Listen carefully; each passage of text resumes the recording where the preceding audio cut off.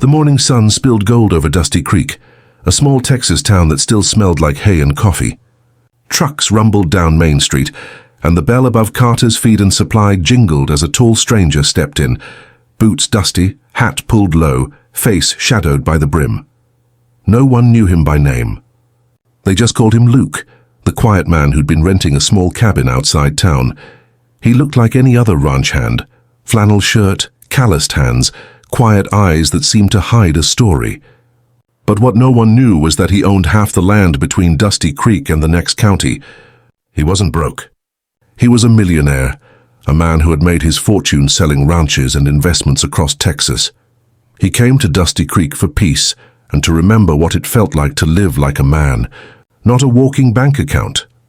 "Morning," said the girl behind the counter. She had a soft voice and freckles that caught the light. Her name tag read Emma Lee. Her apron was faded, her nails short and rough from work. She was poor. That much was clear from her patched jeans and the second-hand boots that didn't quite fit. But she smiled anyway, the kind of smile that didn't come easy in a life like hers. "Feed for 3 horses?" she asked, scribbling on her pad. "Yeah," Luke said, his voice deep, a little tired. "And a salt block if you've got one," she nodded, pushing stray hair from her face. "That'll be 42 even." Luke reached into his pocket, handed over cash. No hesitation, no flashing card, no attitude. Just cash, like any working man. When she handed him his receipt, she said softly, "You new around here?" He nodded, just passing through. "Welcome to Dusty Creek," she said, smiling. "Fair's small, but folks are kind if you give 'em a chance." Luke gave her a small grin, the first one in weeks. "I'll keep that in mind." As he left, Emma watched him through the dusty window. There was something about the way he moved, steady, quiet, like he carried more than saddlebags on his shoulders. That night she told her younger brother Ben about the stranger. He looked like he'd seen both heaven and hell, she said while scraping beans into 2 chipped bowls. Ben laughed. "You read too many romance books." Emma smiled faintly. "Maybe, but something tells me that man's story ain't finished yet." Out on the edge of town, Luke parked his old pickup outside the cabin he rented, under another name, Luke Harris, not Luke Remington, the oil and ranch tycoon that magazines used to call Texas' most eligible cowboy. He took off his hat, looked at the stars and whispered to himself, "Let's see if someone can see me, and not my money." The sky above Dusty Creek turned the color of bruised steel. Thunder grumbled low and slow, the kind that promised more than just rain. It promised change. Emma hurried down the dirt road with a basket of leftover bread wrapped in a towel. She'd baked it early that morning from the feed store's scraps, flour that was too old to sell. Eggs a neighbor had traded for help cleaning stalls. Every Friday, she brought what she could to the children near the trailer park outside town. She didn't mind the mud or the distance. It made her feel useful. Halfway there, the first drop hit her cheek, then another. Within seconds, the sky opened up. She tried to run, but her old boots slipped on the wet dirt.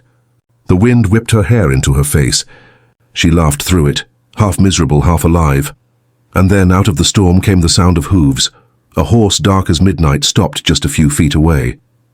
Its rider, unsoaked but calm, leaned down, hat dripping rain. "Need a ride?" It was Luke. He reached out his gloved hand. Emma hesitated only a second before grabbing it. He pulled her up behind him like she weighed nothing, and the horse started forward, muscles flexing under the rain. "Didn't think anyone would be out here," Luke said over the storm. "Didn't think anyone would stop," she shouted back. He smiled faintly. "Guess we both made wrong assumptions." The wind bit at them, cold and wild. Emma held onto his coat for balance, her hands trembling not just from the chill. She could feel his heartbeat, steady, quiet, like a drum in the middle of chaos. "Where to?" he asked. "Just down this road. The trailers. I bring food for the kids." He didn't say anything, just nodded, eyes focused on the path ahead. When they arrived, he helped her down, making sure she didn't slip. The children came running, barefoot, faces lighting up at the sight of Emma and the covered basket. "Miss Emma." "You brought bread." She knelt down, handing out warm pieces while rain dripped from her hair. The kids didn't care. They tore into the food like it was a feast. Luke stood a few feet away, watching. He saw how she smiled at each child, how she remembered every name, how she gave away what little she had. He'd met people who'd smiled at his money, not his face. who'd taken his gifts like trophies. But this girl, she gave without having anything to spare. When they rode back toward town, the rain slowed to a drizzle. "Why do you do that?" he finally asked. Emma looked down at her muddy hands. "Because someone once helped me when I had nothing. Guess I'm just paying it forward." Luke nodded, jaw tight. "That's rare," she smiled. "Maybe, but kindness don't cost much." They stopped near the feed store where she had to get off. "Thanks for the ride, mister," she said softly. "If I had any sense, I'd offer you coffee as thanks, but my coffee pot's cracked and my kitchen leaks when it rains." He laughed. A real one this time. "Then I'll bring the coffee next time," she grinned, shaking her head. "I'll hold you to that." As she walked away, Luke sat still on his horse, rainwater dripping off his hat brim. For the first time in years, he felt something shift inside him. Something that had nothing to do with money, power, or deals. He didn't know it yet, but that storm wasn't just washing Dusty Creek clean. It was washing the walls off his guarded heart. The storm had passed by morning, leaving behind puddles that shimmered like broken mirrors on the dirt road. Dusty Creek smelled of wet cedar and promise. Luke sat on his porch, holding a thermos of coffee. He'd bought it from the diner in town, 2 steaming cups just like he'd said he would. He didn't know why he remembered that small promise to a girl he'd barely met, but something about Emma's eyes had stuck with him. He looked down at his hands, rough, scarred, honest. Hands that had signed million-dollar deals, but also fixed fences and broken stall doors. He'd hidden behind the name Luke Harris for months, wanting to see the world through simpler eyes.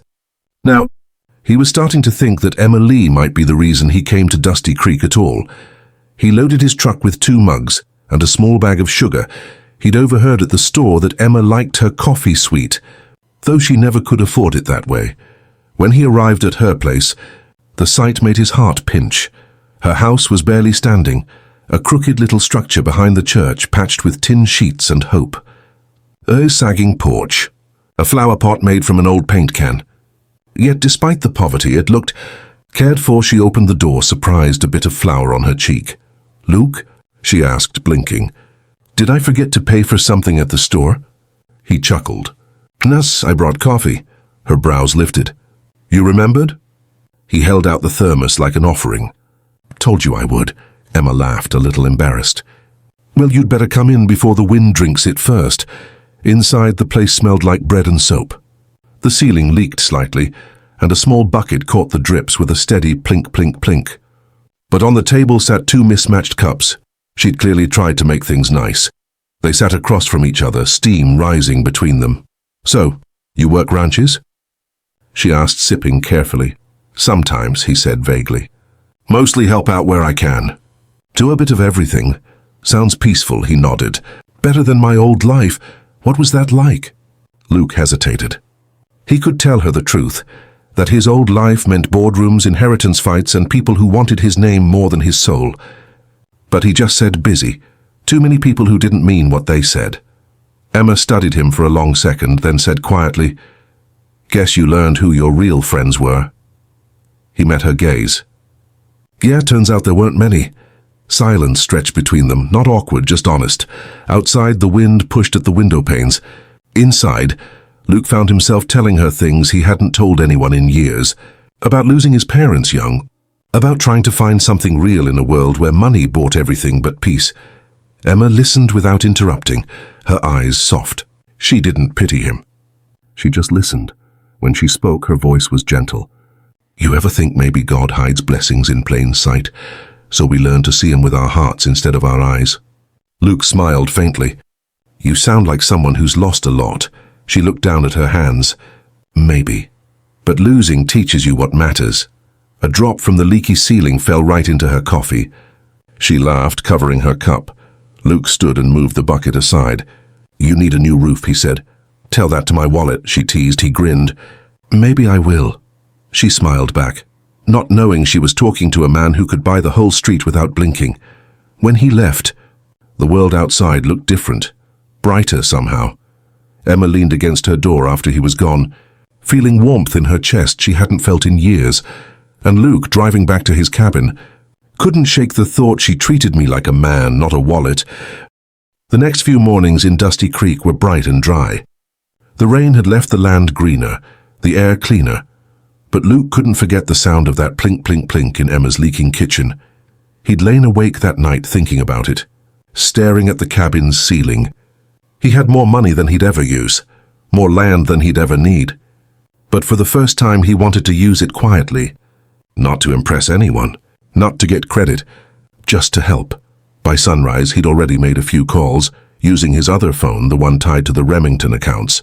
"Yeah," he said over the line. "Roof repair. Small house behind the church in Dusty Creek. Don't tell her who paid. Just say it's a charity fund. I'll wire the amount." The foreman on the other end chuckled. "You still playing that man of mystery thing, Luke?"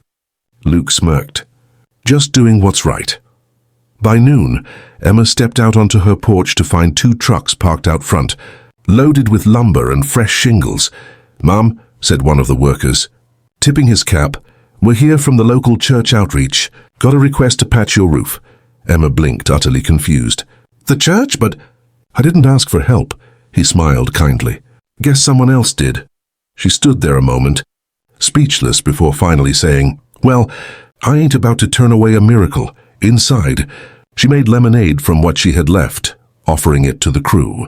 She didn't know that far across town, Luke sat in his truck on a hill overlooking the church. Watching from a distance, he saw her bring water to the men, saw her laugh with one of them, saw her smile when the first new plank went up. And something in him ached, a strange mix of pride and longing. He wanted to be the one up there hammering those boards. He wanted to be part of her world, not just a hidden helper. But for now his secret had to stay safe. Later that evening, when the last nail was in and the workers drove off, Luke finally drove down into town. He found Emma sweeping her porch, humming softly to herself. "Evening," he said, pretending surprise. "Looks like someone fixed that roof of yours." Emma laughed in disbelief. "You won't believe it. Some church program just showed up and did it. Free of charge," he smiled. "Guess someone up there likes you." She looked up at the glowing sky. "Maybe. Or maybe someone down here's got a kind heart." Luke chuckled, rubbing the back of his neck. "Could be." She leaned on her broom, her eyes thoughtful. "It's funny. I've worked my whole life for scraps. But when kindness comes, it always comes in quiet way, like that storm or your coffee or this." He met her gaze. "Quiet doesn't mean small." She smiled softly. "No, sometimes quiet's the loudest kind of love." Those words stuck with Luke long after he left. He'd heard people talk about love his whole life, in contracts, in promises, in lies, but never like that. That night, he sat on his porch again, stars blazing above him, his chest tight with something new. He was starting to fall, and the part that scared him most was that Emma didn't even know who he really was, or what he could give. He wanted her to love him for the man who brought coffee, not the man who could buy roofs. But secrets in Dusty Creek had a way of coming to light, and Luke's was just beginning to crack open. By the end of the week, Dusty Creek was alive with color and noise. It was time for the Harvest Festival, the only event that made the sleepy town come alive each year. There were ribbons on fences, pies cooling in windows, and laughter spilling down Main Street like sunshine. Emma had been helping at the church booth all morning, arranging baskets of bread and flowers. Her hands were dusty, her apron smudged with flour, but she looked content, her cheeks glowing from the heat and excitement. "Emma Lee," called her friend Millie, waving a paper fan. "You bringing someone to the dance this year?" Emma chuckled, tucking a strand of hair behind her ear. "Who, me? I can't even bring myself new boots," Millie grinned. "Well, there's that new cowboy been hanging around the feed store. You two seem friendly." Emma's heart skipped before she could stop it. "Luke, he's just a good man," she said quickly. "Helps when I need a hand, that's all." Millie gave her a look that said, "Sure he is." That afternoon, as the festival crowd grew, Emma spotted Luke walking down the dirt street, jeans clean, shirt crisp, hat tilted just right. He didn't look like a drifter today. He looked like he belonged. When he saw her, his face softened in that quiet way of his. "Evening, Emma." "Evening, Luke. Didn't think this was your kind of crowd." He smiled. "You said folks around here were kind if you gave them a chance. Figured I'd test the theory." She laughed. "Then welcome to Dusty Creek's biggest event, where gossip's hotter than the chili cook-off." He glanced around at the booths, the music, the families dancing. Not bad. You in charge of any of this? She shrugged modestly. Just helped bake. And maybe organized a little, Luke smiled. Then it's your fault I can smell bread all the way from the next street. She grinned, trying not to blush. You hungry? Always. They shared a paper plate of cornbread and beans under the awning, while music floated through the air. Every once in a while, Luke caught her looking at the kids dancing near the hay bales, joy lighting her face. When a fiddle tune started up, Millie called from across the booth, "Go on, Emma. Dance with your cowboy." Emma rolled her eyes, but Luke just stood and extended his hand. Shall we? She hesitated, then placed her hand in his. His palm was warm, steady. They moved together awkwardly at first, then naturally her laughter ringing above the music. For the first time, Luke forgot to guard himself. He forgot about the Remington fortune, the expectations, the headlines that used to follow him everywhere. In that dusty little town square, he was just Luke. And she was the girl who'd seen him, really seen him, but not everyone saw it that way. From across the street, Tommy Griggs, her town mechanic, and a man who'd long carried a quiet torch for Emma, watched with narrowed eyes. Who's that? Someone muttered. Some drifter renting the old cabin, Tommy said. Got that look. Too clean for a ranch hand. Bet he's hiding something. By the time the dance ended, whispers had already begun weaving through the crowd. Emma Lee dancing with the stranger. Does she even know who he is? He's too smooth to be local. Emma didn't hear any of it. She was too busy laughing when Luke accidentally stepped on her toe. Too lost in the simple happiness of it all. When the music faded, they stepped aside, breathless and smiling. Guess I owe you another coffee for that, Luke teased. Only if you promise not to step on my foot next time, she shot back. He tipped his hat. Deal. As she turned to help close the booth, he watched her go. And for the first time in a long time, he didn't feel like a man hiding. But as the night settled over Dusty Creek, Tommy's muttered words spread like sparks in dry grass. And by morning, the town would start to wonder who the quiet cowboy really was, and what he was hiding behind that calm smile. By Monday morning, Dusty Creek wasn't as friendly as it had been during the harvest festival. Whispers moved faster than wind through wheat. And Luke's name, or what people thought was his name, was on everyone's tongue. Man like that don't belong here. He's got city hands, not ranch hands. Probably running from something. At the feed store, Emma noticed it first. Conversations stopped when Luke walked in. Heads turned when she smiled at him. Morning, he said, his voice calm but distant. Morning, she replied softly, pretending she didn't feel the weight of every eye in the room. Need more feed? He nodded. Same as usual. As she wrote up his order, she could hear the murmurs behind her. Didn't take her long to cozy up to him. She's always been too trusting. Her throat tightened. She wanted to turn around and shout at them, tell them they didn't know him, but she couldn't. Not without sounding like she cared more than she should. When Luke left, she followed him outside, stepping into the sunlight. Luke, she called. Wait. He turned, the shadow of his hat covering eyes that looked more tired than usual. Something wrong? He asked. She hesitated. People are talking. I know, he said simply. Small towns are good at that. She crossed her arms. They're saying you're hiding something. He gave a humorless laugh. They're not wrong. That made her blink. So you are hiding something. He looked out toward the horizon, where the hills met the sky. Emma, there's a lot I don't say. Not because I'm lying, but because I don't want to be judged for things that don't matter. Like what? He met her gaze, his voice low and steady. Like money. Like the kind of life I walked away from. She frowned. Money? He didn't elaborate and just said, I came here to live simple, to find something real. Emma's heart pounded. She didn't understand everything, but she believed the way he said it. Calm, sincere, almost sad. Still, when she went home that night, her mind spun. Who was he? A rancher? A runaway? A man with a past too heavy to share? She sat at her table, staring at the patched-up roof, the one she still believed had been fixed by a church charity. She thought of the way Luke always had cash, but no story. How he spoke like a man who'd seen the world, but chose this dusty corner instead. Then she remembered his words. I just want to be seen as a man, not a wallet. The next day, Tommy came by to check on her roof. His smile was too sweet, his tone too sharp. You know who that cowboy really is? he asked, leaning on her fence. "No," she said, wiping her hands on her apron. "And I don't need to. He's kind and that's enough," Tommy smirked. "Kind or hiding?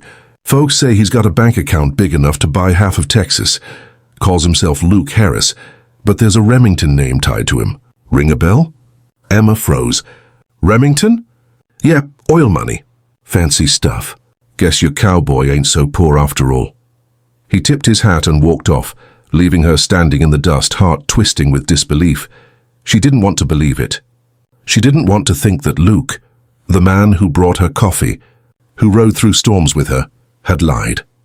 But that night, when she saw the way he avoided her eyes at the diner, she felt the truth settle heavy in her chest. Luke, Remington, the millionaire who'd once been in magazines for his family's empire, the man she thought was just another hard-working rancher.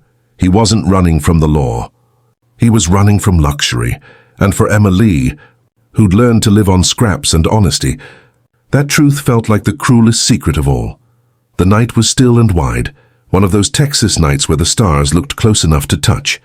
But Emma Lee didn't feel the beauty of it. Her chest burned with anger, confusion, and something she hated to admit, heartbreak. She walked the dirt road toward Luke's cabin, her boots crunching against the gravel, each step echoing her racing pulse. The moonlight showed her everything she didn't want to see. The old truck that looked too well kept, the leather saddle that wasn't worn from years of use, and the faint glow from inside his window. He was there, sitting by the fire, hat off, his hair tousled, reading something. When he saw her shadow cross the porch, he stood. "Emma?" She didn't speak at first. Her eyes glistened. From tears or fury, he couldn't tell. "Luke Harris," she began, her voice trembling. "Or should I say Luke Remington?" The name hit him like a thrown horseshoe. His shoulders stiffened, his jaw tightening. "So you know," he said quietly. "I know you lied." He sighed, stepping closer but stopping halfway. "I didn't lie. I just didn't tell." "Don't twist it," she snapped. "You let me think you were like the rest of us, someone trying to get by. You sat in my kitchen drinking my weak coffee, listening to my stories like you didn't have a mansion waiting somewhere." His eyes softened. "Emma, that mansion never felt like home. This place does." She shook her head, voice breaking. "You could have told me the truth. I never cared about your money." "I know," he said, his voice low. "That's exactly why I didn't tell you. Because for once in my life, someone looked at me and didn't see a price tag." She blinked, her anger faltering under the weight of his words. "Do you have any idea what it's like," he continued, stepping closer, "to have every person you meet want something from you? To never know if they love the man or the money? When I met you, Emma, you didn't ask for anything. You gave bread to kids who couldn't pay. You laughed when you had nothing. You made me feel human again." Her lips trembled. "Then why do I feel like the fool?" "Because I should have trusted you sooner." For a long moment, the only sound was the crackling of the fire. Then she whispered, "You fixed my roof, didn't you?" He hesitated. "Yes." Her shoulders sagged. "You should have let me believe it was a miracle. It would have hurt less." Luke stepped closer, close enough for her to see the regret in his eyes. "It was a miracle, Emma. Just not the kind either of us expected." She looked away, tears spilling now. "I don't need your money, Luke. I never did. I just wanted to know the man I was letting into my life was real." He reached out, gently touching her chin so she'd meet his gaze. "Then believe this. Everything I said to you, every moment we shared, that was real. The name, the money, none of that changes what I feel." Her breath caught. "And what do you feel?" He took a shaky breath. "Like I finally found something worth being poor for." The words hung in the night like prayer. For a moment, neither spoke. The wind carried the smell of cedar and dust, the world holding its breath around them. Then Emma stepped back, her voice barely above a whisper. "I need time, Luke. I can't sort my heart when I don't know what's real anymore." He nodded, pain flickering in his eyes. "I'll wait. For as long as it takes." She turned, her silhouette glowing silver in the moonlight as she walked away down the road, the space between them heavy but alive with something fragile. Something neither money nor pride could buy. And as Luke watched her disappear into the night, one truth settled deep in his chest. He'd hidden his fortune to find love. But now he might lose the only woman who ever gave it to him freely. The days after that night stretched longer than Texas highways. Dusty Creek returned to its sleepy rhythm. Horses to be fed, fences to be mended, gossip to be whispered. But for Emma Lee, everything felt different. She still went to work at the feed store, still smiled when customers came by, still baked bread for the kids on Fridays. But when she passed the hill where Luke's cabin sat, her chest tightened. She hadn't seen him in weeks. Every night she'd sit by her window, staring at the faint light that sometimes flickered from his cabin. It would burn for hours, then vanish. She wondered what he was thinking, or if he was thinking of her at all. Millie noticed the change. "You're quieter," she said one afternoon, leaning on the counter. "Don't tell me that cowboy really broke your heart." Emma smiled faintly. "He didn't break it. He just made me feel it again." Millie sighed. "You love him?" Emma didn't answer. She didn't have to. Meanwhile, at the edge of town, Luke lived like a ghost. He'd given up the pretense of hiding his wealth. There was no point anymore. But he couldn't bring himself to leave either. Every corner of Dusty Creek reminded him of Emma, her laughter at the festival, the way she'd handed him coffee with those small, work-worn hands. He could have gone back to the city, back to boardrooms and luxury, but the thought made him sick. What good was money if the one person who made him feel human couldn't look at him without hurt in her eyes? So he stayed. He rode his horse alone. He fixed fences that weren't his. He helped quietly, dropping off sacks of feed at the church, leaving envelopes with grocery money for families who needed it. All anonymously. He told himself he was doing it for peace of mind, but deep down he knew he was trying to be worthy of her again. Then, one late afternoon, everything changed. Emma was closing the feed store when Ben, her younger brother, came running down Main Street. Breathless and pale. "Emma, it's Luke!" Her heart stopped. "What about him?" "There was an accident near the Ridge Road. His horse spooked and threw him. Sheriff says he's hurt bad." Before Ben even finished, Emma grabbed her coat and ran. By the time she reached the ridge, the sun was bleeding red into the horizon. A small crowd had gathered, and Luke lay near a fallen branch, his leg twisted awkwardly, blood on his forehead. "Luke!" she cried, dropping to her knees beside him. His eyes fluttered open, a faint smile curving his lips. "Hey, you came." "Of course I came, you fool," she whispered, tears spilling as she brushed dirt from his face. "What were you even doing out here alone?" He chuckled weakly. "Trying to mend a fence. The one I broke between us." She let out a shaky laugh through her tears. "You always did have a bad sense of timing." The sheriff approached, helping her bandage him until the doctor's wagon arrived. Through it all, Luke barely took his eyes off her. When they finally loaded him onto the cart, he caught her hand. "Emma, if this goes bad, don't you dare," she said fiercely. "You're not leaving like this," he smiled faintly. "Then promise me one thing, don't stop being kind. Not even to the fool who didn't deserve it," her voice broke. "You're not a fool, Luke. You're just a man who forgot that love don't need hiding." He squeezed her hand before they took him away, and for the first time in weeks, she realized that all that distance, all that silence, hadn't killed what was between them. It had only made it stronger that night. Emma sat outside the doctor's clinic, hands clasped in prayer. Above her the stars burned brighter than ever, the same stars that had witnessed their truth, their anger, and now their forgiveness. And somewhere inside that little clinic, Luke Remington, millionaire runaway cowboy, began to dream again, not of wealth, not of the city, but of a small house behind the church, a woman with flour on her hands, and a life where love was the only fortune worth keeping. Luke woke to the smell of lavender soap and old wood. For a moment he didn't know where he was, only that sunlight was spilling through a cracked curtain and someone was humming softly nearby.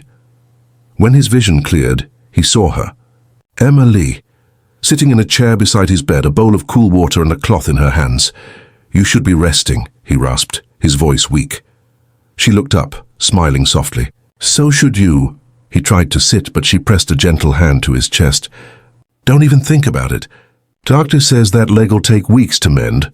Luke chuckled, wincing. "Guess I'll have to let someone take care of me for a change." Emma dipped the cloth again, wrung it out, and wiped his brow. "Don't get used to it. I'm only doing this because you scared half the town. I'll try to make my next near-death experience less dramatic." She gave him a look, but her lips curved into a grin despite herself.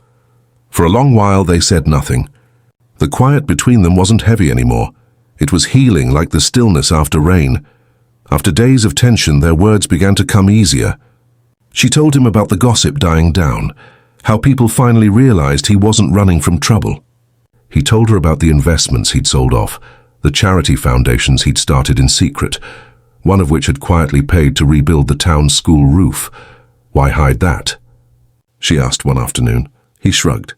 Because it feels better when no one claps. Sometimes kindness loses its worth when people start counting. She looked at him for a long moment, something soft blooming in her eyes. You've changed, he smiled faintly. Maybe I just finally started listening to you. As the days passed, he healed slowly, but his heart mended faster. He started helping again from his chair by the window, giving advice to ranchers, donating quietly to struggling families, asking Emma to deliver envelopes he never signed.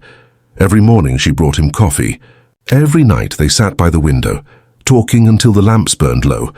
It wasn't the grand, passionate kind of love found in storybooks. It was steady, like the rhythm of a heartbeat. Like the kind of love that builds something that lasts. One evening, as cicadas hummed in the dusk, Luke said quietly, "Emma, can I tell you something?" She glanced at him. "Only if it's not another secret," he smiled. "It's not. It's a promise." Her hands stilled in her lap. "All right. What is it?" He took a deep breath. "When I came here, I wanted to forget who I was. I thought hiding my money would make me real again. But you made me realize something better." "What's that?" He looked at her with eyes that held nothing back. "That love doesn't need pretending. It just needs truth." She blinked, tears threatening. "You really are terrible at staying mysterious, you know that?" He chuckled. "Guess I'll have to live with that." The next morning, word spread through town that Luke Remington had bought the old mill and was turning it into a bakery and cafe, one that would hire locals and share profits with the church. When people asked why, he only said, "Because a good woman taught me what real wealth is."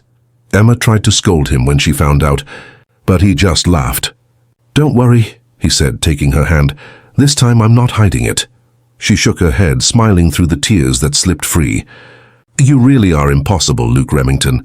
He lifted her hand to his lips. "Then it's a good thing you never asked for perfect."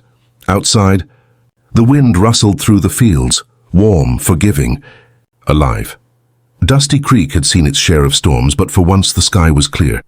And inside that little house by the clinic, two broken hearts were learning how to beat together again. Dusty Creek hadn't seen this much excitement in years. The old mill at the edge of town, abandoned for decades, was shining with new life. Wooden beams had been polished, the porch rebuilt, and a hand-painted sign hung above the door, "The Morning Star Bakery, for everyone." Inside, the smell of fresh bread and roasted coffee filled the air. Emma stood behind the counter, flour on her cheeks and laughter in her eyes as she served the first customers. She'd baked through the night, the kind of tired that felt good because it meant something. Luke stood by the doorway, leaning on his cane, hat tilted low. His leg was healing, but his heart, that had been healed weeks ago. The mayor gave a short speech full of small-town pride and gratitude. Then he turned to Luke and Emma. "Now, Mr. Remington, we all know this project was your doing," the mayor said, "but we're mighty curious to hear what inspired you to turn a piece of Dusty Creek history into a gift for everyone." The crowd murmured, eager. Luke smiled slowly, then stepped forward. His voice carried over the hum of the people and the scent of bread. "Well, folks," he began, "I came to Dusty Creek trying to hide. I thought I could leave behind the name, the money, the noise. I thought maybe if people didn't know who I was, they'd see me for something more than a walking wallet." The crowd grew quiet. "I met a woman here who taught me what real worth looks like," he continued, his gaze finding Emma's. "She didn't see my name. She didn't see my bank account. She saw a man who needed a place to belong, and she gave it to me without asking for anything in return." Emma's breath caught. Luke smiled. "So I decided to build something that would give back the way she gave to me. This bakery isn't just mine. It's ours, the people's. Every loaf sold helps feed a hungry family. Every dollar earned helps rebuild something that matters." Applause erupted. Some folks cheered, some teared up. Then, as the sound faded, Luke stepped closer to Emma. "And since I'm already bad at keeping secrets," he said, taking her hand, "there's one more thing I don't want to hide anymore." She blinked, her cheeks flushing. "Luke, But before she could finish, he dropped to one knee. The crowd gasped. The air seemed to still, even the wind paused at the door. "Emma Lee," he said, voice steady but full of emotion. "You taught me that a man's fortune isn't in what he owns, but who he's lucky enough to love. I don't want a mansion or a city or a title. I just want a life that starts and ends with you." Her hand trembled in his. "Luke, you don't have to—" "I know I don't," he said softly. "That's what makes it real." Tears shimmered in her eyes. "You really mean it?" "More than I've ever meant anything." The crowd held its breath. Emma smiled through her tears and nodded. "Then yes, you stubborn, impossible cowboy, yes." Cheers exploded through the bakery. The church bells rang even though it wasn't Sunday. And Millie cried louder than anyone. Luke stood, slipping the small silver ring, simple worn, not the kind that sparkles in onto her finger. When he kissed her, the crowd roared again. But for Luke, all sound disappeared. All he felt was her hand in his, her heart against his chest, and the quiet certainty that this moment was the richest thing he would ever own. Later that night, after the crowd left and the lamps dimmed, they sat outside the bakery porch, watching the stars over Dusty Creek. "You know," Emma whispered. Leaning against him, "You could have bought the world with your money." Luke smiled, wrapping an arm around her. "Maybe, but the world never smelled like fresh bread and home." She laughed softly. "So you're getting poetic again." He kissed her temple. "You make me that way." The crickets sang, the town slept, and the stars stretched wide above them, silent witnesses to a love that began in disguise and ended in truth. Because in the end, Luke Remington's greatest fortune wasn't the millions he hid. It was the woman who saw the man beneath it all and loved him for who he truly was. If you enjoyed this story, don't forget to hit that like button and subscribe for more unforgettable tales from me. And make sure to tap the bell icon so you never miss a new episode. Thanks for watching.